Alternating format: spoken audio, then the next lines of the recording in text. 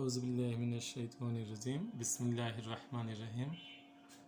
শিক্ষার্থী বন্ধুরা, গত ক্লাসে আমরা কোম্পানির আর্থিক অবস্থার বিবরণী বিশদায় বিবরণী করিয়েছিলাম। যে অঙ্কটা করিয়েছিলাম সেটা হচ্ছে স্বপ্না লিমিটেডের। আজকে সেই অঙ্কটারই আমরা যে বিশদায় বিবরণী করা হয়েছে, আমাদের এবার সংরক্ষিত আয় বিবরণী করব। আমরা সংরক্ষিত আয় বিবরণী করার পরে আমরা আর্থিক অবস্থার বিবরণী করব, আমরা ওল্ড নিয়মে করব। তাহলে আমাদের সংরক্ষিত আয় বিবরণী আমরা ছক আঁকব। সংরক্ষিত আয় বিবরণী,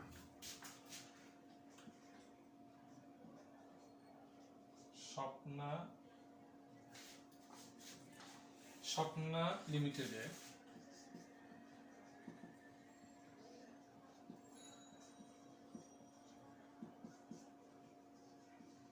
সংরক্ষিত আয় বিবরণী।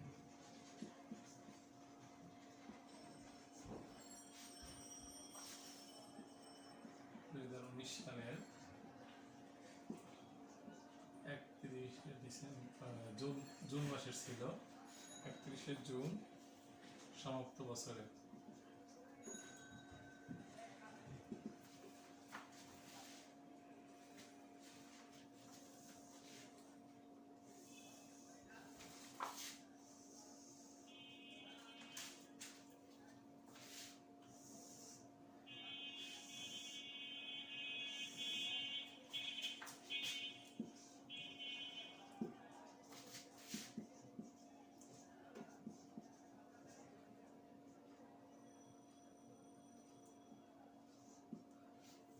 শিক্ষার্থী বন্ধুরা, আমরা এই যে সংরক্ষিত আয় বিবরণী আজকে করব। সংরক্ষিত আয় বিবরণীতে প্রথমে আমাদের বিগত বছরের যে সংরক্ষিত আয় বিবরণীর লাভটা থাকবে সেটা নেব। আমাদের অঙ্কের ভিতরে সংরক্ষিত আয় বিবরণী দেওয়া আছে। এই যে আমাদের সংরক্ষিত আয় বিবরণী দেওয়া আছে সংরক্ষিত মুনাফা। এই যে আমাদের সংরক্ষিত মুনাফা দেওয়া আছে অঙ্কের এই যে রেওয়ামিলের ভিতরে ক্রেডিট পাশে সংরক্ষিত মুনাফা 70,000। এটা আমরা রাখবো বিগত বছরের নেট মুনাফা। বিগত বছরের নেট মুনাফা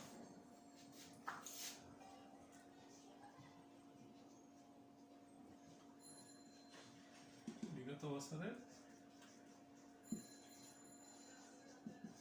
নেট মুনাফা 70,000 টাকা। এরপরে আমরা যে গত ক্লাসে বিশদায় বিবরণী করেছি সেখানে যে আমাদের কর পরবর্তী নেট মুনাফা বা নেট লাভ হয়েছিল সে টাকাটা আনব। তাহলে সেটা ছিল চলতি বছরের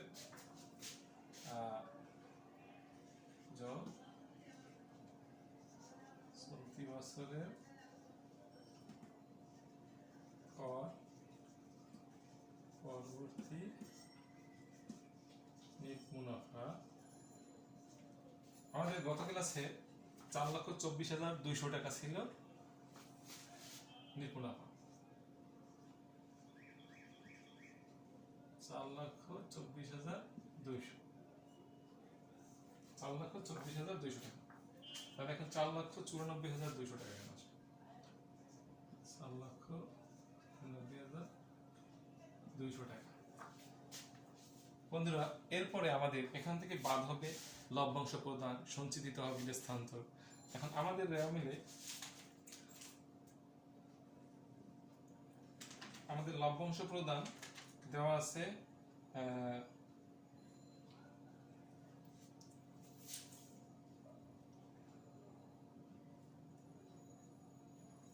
আমরা খুঁজে নিব।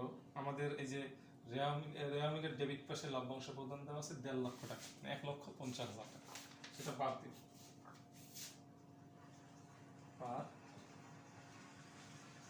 লভ্যাংশ প্রদান 1.5 লক্ষ টাকা। এরপরে আমাদের সমন্বয়ে বলা আছে নেট লাভের 12,000 টাকা সঞ্চিত তহবিল স্থানান্তর করতে হবে। সঞ্চিত তহবিল স্থানান্তর, সঞ্চিতি তহবিলে স্থানান্তর। সঞ্চিত স্থানান্তর ছিল আমাদের 1,12,000 টাকা, তাহলে দাঁড়ালো 1,60,62,000 টাকা। 1,62,7,12,50,50,60,62,000 টাকা। এখন 1,62,000 টাকা আমার 4,94,200 থেকে আমরা বিয়োগ করব।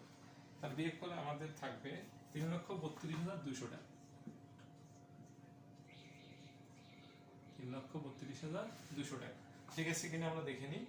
0 0 2 2, এই 2 এর সাথে 4 হবে 2, 6 এর সাথে 9 হবে 3, 1 এর সাথে 4 হবে 3। এটা হচ্ছে আমাদের সংরক্ষিত আয়ের বিবরণীর উদ্ধৃত মানে ব্যালেন্স।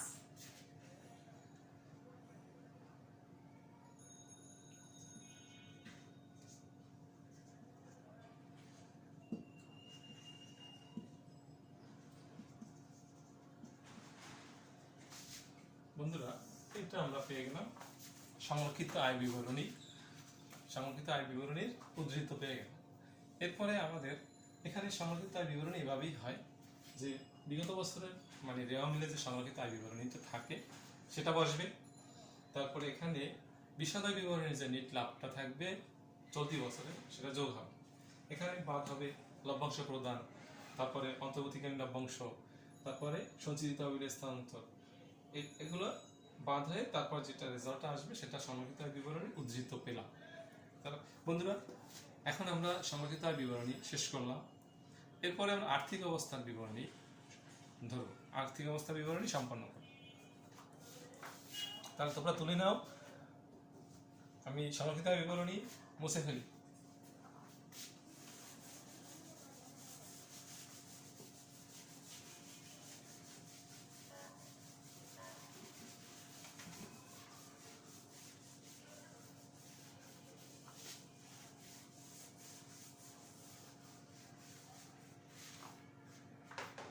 শিক্ষার্থীরা, তোমরা দেখতে পাচ্ছ কিনা?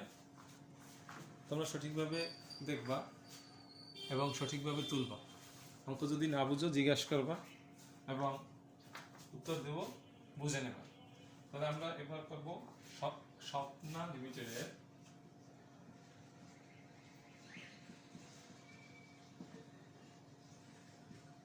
আর্থিক অবস্থার বিবরণী।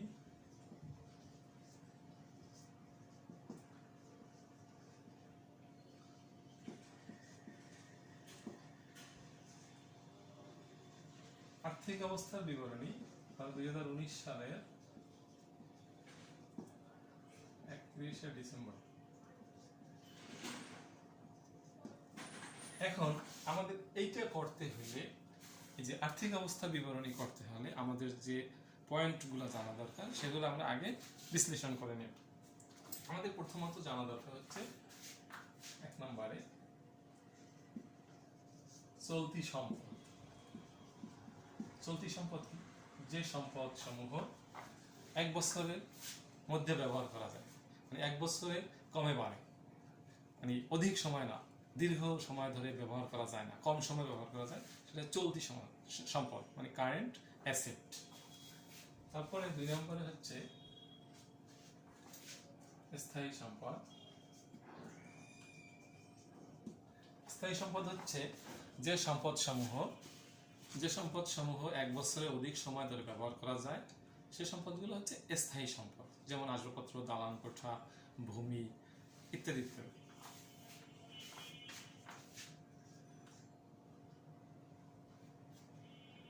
তারপর হচ্ছে অলীক সম্পদ।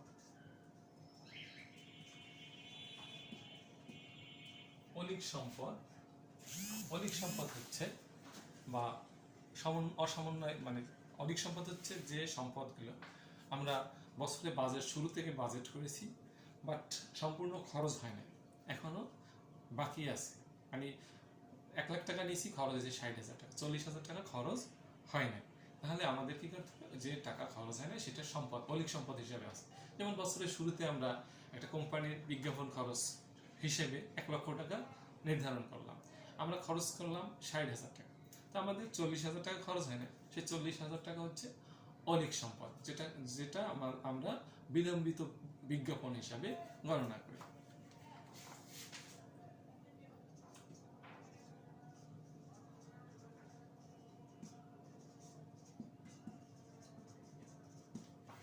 শিক্ষার্থী বন্ধুরা, এরপর হচ্ছে অস্পর্শনীয় সম্পদ। অস্পর্শনীয় সম্পদ কি? যে সম্পদ আমরা ধরতে পারি না, স্পর্শ করতে পারি না, যেমন সুনাম, পেটেন্ট, গ্রন্থসত্ত্ব, এগুলো অস্পর্শনীয় সম্পদ। যে সুনাম, পেটেন্ট, এগুলো অস্পর্শনীয় সম্পদ।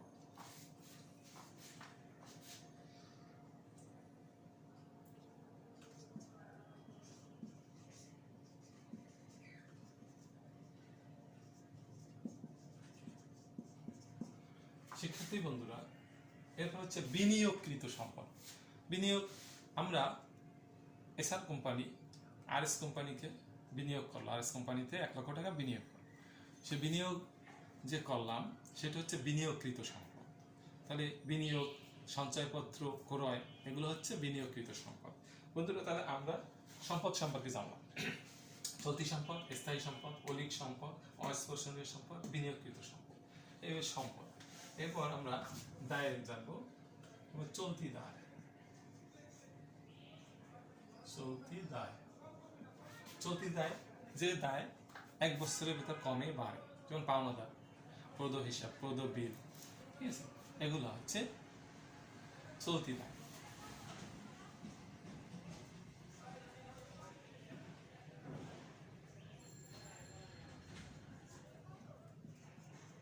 বন্ধুরা, এরপর হচ্ছে দীর্ঘমেয়াদী দায়।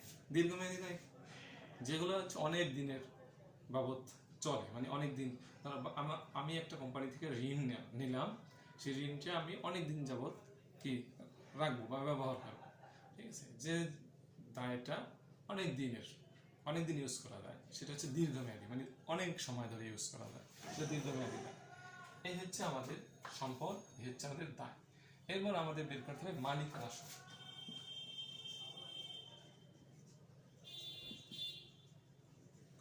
এরপর বের করতে হবে মালিকানা সত্ত্ব। মালিকানা সত্ত্ব হচ্ছে আমাদের কোম্পানির যে মূলধন, তার সাথে আমাদের ওই যে সংরক্ষিত আয়ের যে ব্যালেন্সটা পাইছি, ওই ব্যালেন্সটা যোগ করব, ঠিক আছে। তারপরে আমাদের উত্তোলন বিয়োগ করবো, আয়কর বিয়োগ করবো, এর মাধ্যমে আমরা এই মূলধন মালিকানা সত্ত্ব পেয়ে যাবো। তাহলে আমরা মালিকানা সত্ত্ব পরে করব, আগে আমরা আর্থিক অবস্থার বিবরণী করে নেব। উঠানো হয়েছে তোমাদের? মুছে ফেললাম আমি।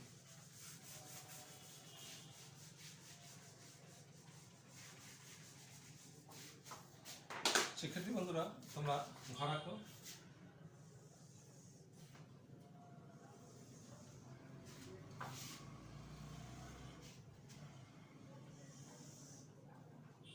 টাকার ঘর হবে 3টে।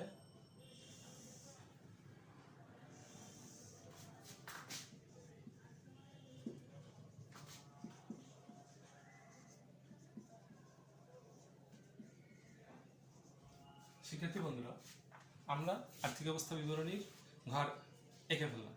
এখন আমরা কি করবো? অঙ্কে যাব। তাহলে আমাদের ফলো করতে হবে কি? আমাদের সেই অঙ্কটা, যে অঙ্কটা আমরা করেছি, যে রেওয়ামিলটা এবং সমন্বয়গুলো। তো প্রথমত আমরা শুরু করব কি দিয়ে? আমরা চলতি সম্পদ দিয়ে শুরু করব।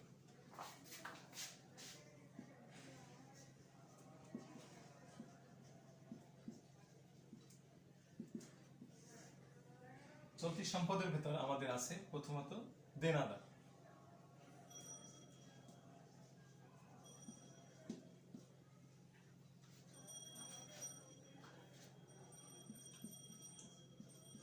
দেনাদার আছে 2,90,000 টাকা দেওয়া হবে। তাহলে দেনাদারের আমাদের অনাদায় দেনা সঞ্চিতি আছে 8,000 টাকা, যেটা সমন্বয় ছিল। সমন্বয় বলা ছিল যে আমাদের অনাদায় দেনা সঞ্চিতি বৃদ্ধি করে 8,000 টাকায় উন্নতি করতে হবে। তাহলে ওখানে অনাদায় দেনা ছিলই না, এটা উন্নতি করলাম, সেটা নতুন নতুন অনাদায়ী, এটা বাদ হবে এই দেনাদার থেকে।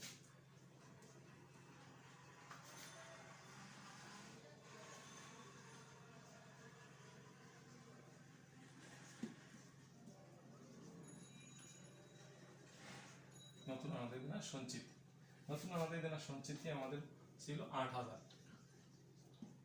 8,000 টাকা বাদ দিলে আমাদের থাকবে 2,82,000 টাকা। 2,82,000 টাকা আমাদের দেনাদারের পরিমাণ। এরপর আমাদের আছে হাতে নগদ আছে। হাতে নগদ আছে আমাদের 30,000 টাকা।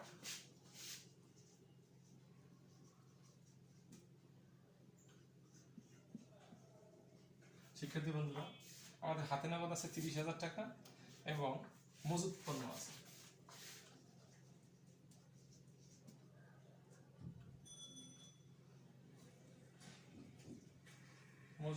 আছে আমাদের 1 লক্ষ টাকা। এই হচ্ছে আমাদের চলতি সম্পদ, আর চলতি সম্পদ নাই। তাহলে আমরা হাতে নগদ আগেও লিখতে পারবো, মজুত পণ্য আগে লিখতে পারবো, দিনাদার পরে লিখতে পারবো, আগে পিছিয়ে হলে সমস্যা নেই, ঠিক আছে। চলতি সম্পদ একসঙ্গে হলেই হবে। তাহলে আমাদের চলতি সম্পদের ভিতর ছিল দিনাদার, নতুন আমাদের দিনার সঞ্চিতি যোগ বিয়োগ, তারপর হাতে নগদ ছিল, মজুত পণ্য ছিল। তাহলে আমাদের টোটাল যোগফল হচ্ছে 4,12,000 টাকা। 4,12,000 টাকা মোট চলতি সম্পদ। এরপর আমরা আসবো চলতি সম্পদের পরে আমাদের আছে স্থায়ী সম্পদ।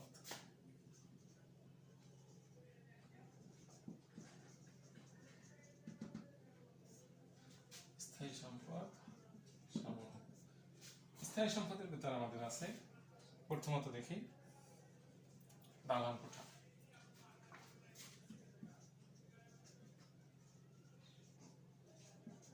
শিক্ষার্থী বন্ধুরা তোমরা ফলো করো। দালান কোঠা আমাদের রেওয়া মিলে আছে 14 লক্ষ টাকা। 14 লক্ষ টাকা।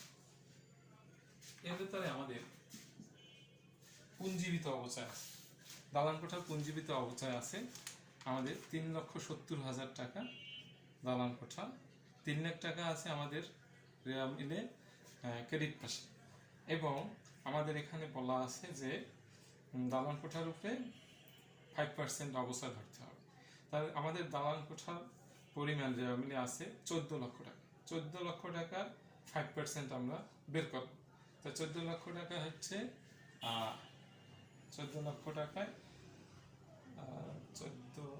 1,40,000 অর্ধেক হচ্ছে 70,000 টাকা। আর ওখানে রেওয়া মিলে আমাদের পুঞ্জীবিত অবস্থা ছিল 3 লক্ষ টাকা। 3,70,000 3,70,000 টাকা পুঞ্জীবিত অবস্থায়।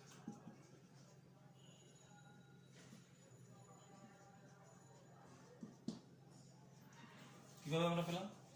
14 লক্ষ টাকা 5%, 70,000 টাকা, আর 3 লক্ষ টাকা আমাদের রেওয়া মিলে ক্রেডিট পাশে দেওয়া ছিল। তাহলে এখানে এটা বিয়োগ করব, বিয়োগ করে এটা আমরা নামিয়ে দেবো, তাহলে 10,30,000 টাকা।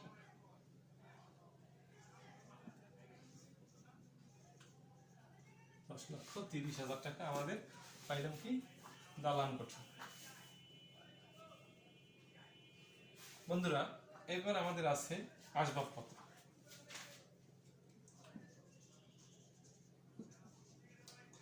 আসবাবপত্র রেওয়া মিলে দেওয়া আছে আমাদের 1 লক্ষ টাকা।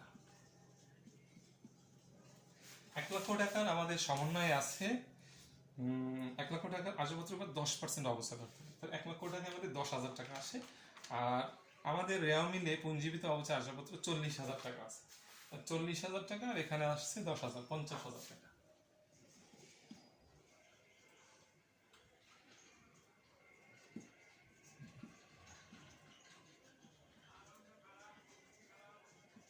শিক্ষার্থী বন্ধুরা 50,000 টাকা বিয়োগ করলে 50,000 টাকা থাকে। এই হচ্ছে আমাদের স্থায়ী সম্পদ। স্থায়ী সম্পদ আমাদের এই দুটোই আছে। তাহলে আমাদের স্থায়ী সম্পদ দাঁড়ালো কত? 10,30,000 আর 50,000, 10,80,000 টাকা। 10,80,000 টাকা। শিক্ষার্থী বন্ধুরা আমাদের আর কি সম্পদ আছে? আর আমাদের সম্পদ আছে অস্পর্শনীয় সম্পদ।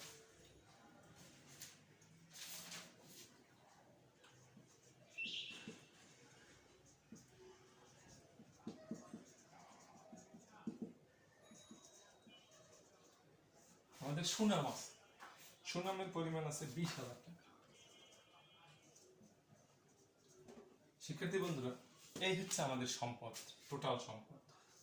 টোটাল সম্পদ আছে কত? তাহলে আমরা পাইলাম 10,80,000, সুনাম পাইলাম 20,000, তাই 11 লক্ষ, এখানে 4,12,000, 11 লক্ষ আর 4 লক্ষ 15 লক্ষ, 15,12,000, 15,12,000। এটা পাইলাম মোট সম্পদ। শিক্ষার্থী বন্ধুরা, আমরা মোট সম্পদ পাইলাম। এরপরে আমরা বের করবো কি দায় মালিকানা সত্ত্ব। তাহলে তোমাদের নিশ্চয়ই উঠানো হয়ে গেছে। আমরা এখন কি করব, আমরা দায় সমূহ করবো। তা আমরা মুছে ফেলি।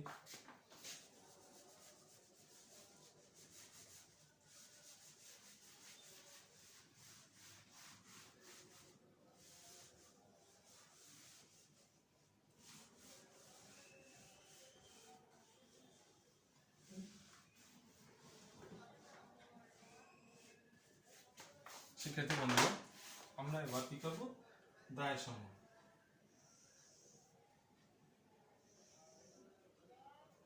তাহলে আমাদের এবার আসবে চলতি দায়।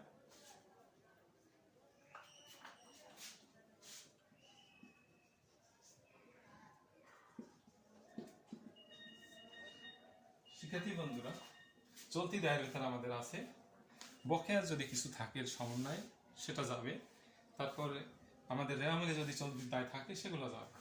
তাহলে আমাদের সমন্বয় আছে বকেয়া বেতন, আমাদের বকেয়া বেতন আছে 20,000 টাকা। আমাদের প্রদেয় সুদ আছে, যে সুদটা আমরা প্রদান করেছি, প্রদেয় সুদ আছে আমাদের 10,000 টাকা।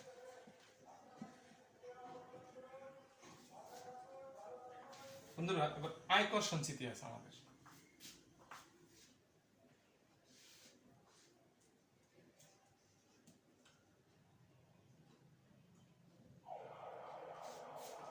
বন্ধুরা, আমরা তাহলে এই দুটি আমাদের চলতি দায় পাইলাম 30,000 টাকা। 30,000 টাকা আমরা কি পেলাম চলতি দায়। এবার আমাদের দীর্ঘমেয়াদী দায়।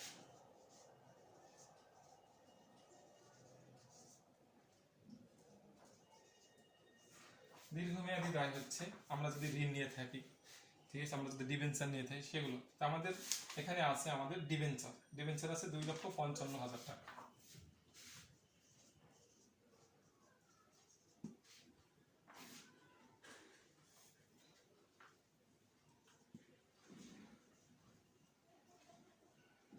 $2,55,000 টাকা। বন্ধুরা, এরপরে আমাদের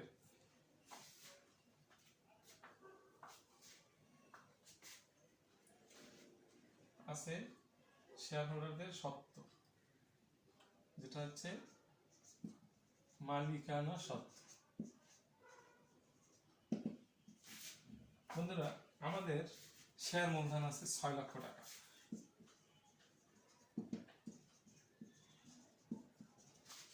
শেয়ার মূলধন আছে 6 লক্ষ টাকা। আমাদের সংরক্ষিত আয়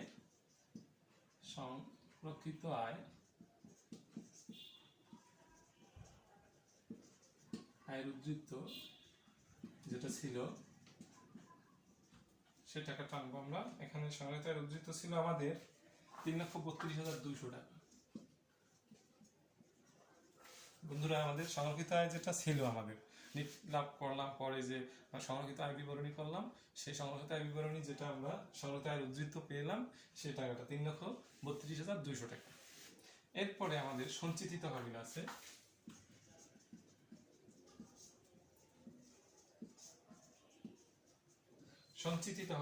আমাদের, যে সঞ্চিত তহবিল আমরা স্থানান্তর করছি 12,000 টাকা। 12,000 টাকা সঞ্চিত তহবিলে স্থানান্তর যেটা করেছিলাম সেটা। বন্ধুরা, আমাদের চলতি দায়ের আয়কর সঞ্চিতি ছিল 2,82,800 টাকা। আয়কর সঞ্চিতি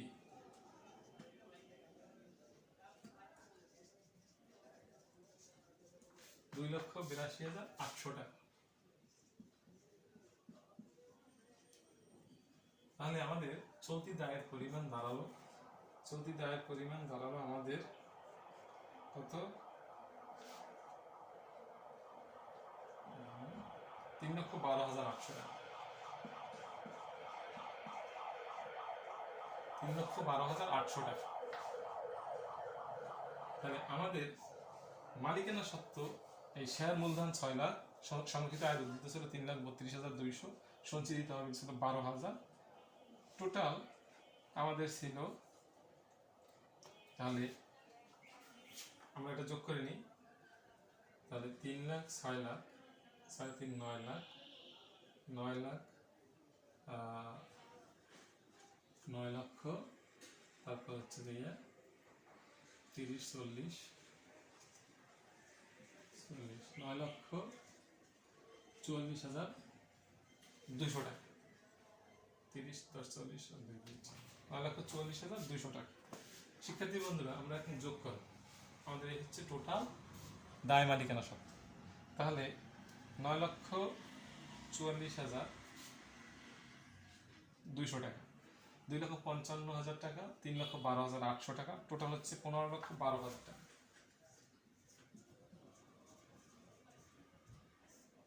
মোট দায় ও মালিকানা সত্ত্ব। শিক্ষার্থী বন্ধুরা, আমাদের অঙ্ক এখানে শেষ।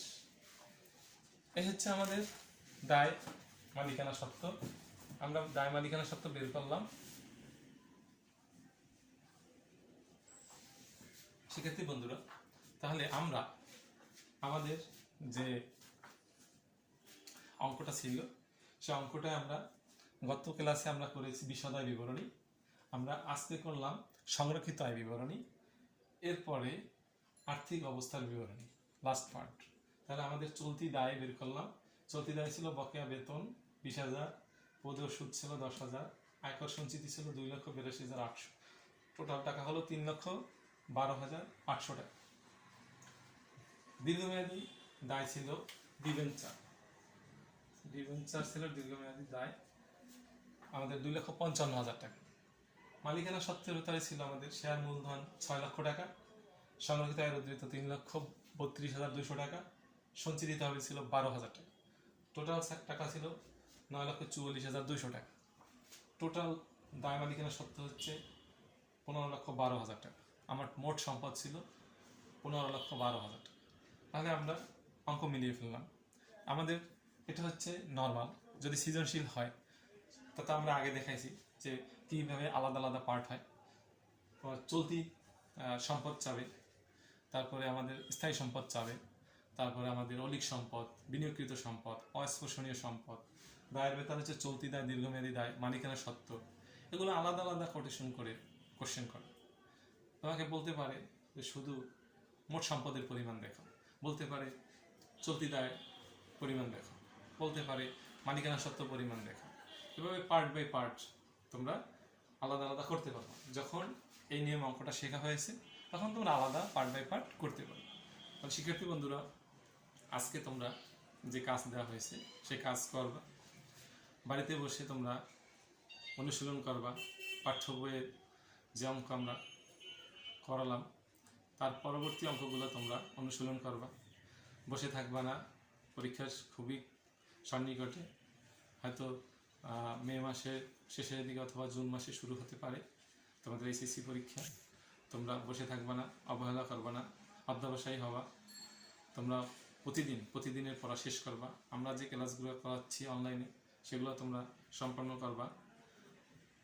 করোনা ভাইরাসের কারণে তোমরা আল্লাহর কাছে ক্ষমা চাওয়া, বেশি বেশি ক্ষমা চাওয়া। আজকে রমজানের সেহরি খাওয়ার দিন, তোমরা সেহরি খাওয়া, আল্লাহর কাছে তাহাজ্জুদ নামাজ পড়ে দোয়া করবা, আল্লাহর কাছে দোয়া চাওয়া, ক্ষমা চাওয়া। তোমরা যেন দেশবাসী যেন করোনা ভাইরাস থেকে মুক্ত থাকে, করোনা ভাইরাস যেন আমাদেরকে না আক্রান্ত করতে না পারে, আমরা যেন করোনা ভাইরাস থেকে বেঁচে যাই। আল্লাহর কাছে আমরা বেশি বেশি পানা করব, মানে ক্ষমা চাবো। এই বলে আমি আমার আজকের ক্লাস সমাপ্তি করছি। আল্লাহ হাফেজ। তোমরা তাহলে কী করবা, অনুশীলনগুলো ঠিকমতো করবা। তোমাদেরকে আমরা যেভাবে অঙ্কগুলো করিয়েছি তোমরা সেভাবে সম্পন্ন করবা। তোমরা কখনোই তোমাদের আজকের কাজ আগামী দিনের জন্য ফেলে রাখবা না, প্রতিদিনের কাজ প্রতিদিন করবা। এটাই হচ্ছে ভালো স্টুডেন্টের কাজ। আল্লাহ হাফেজ।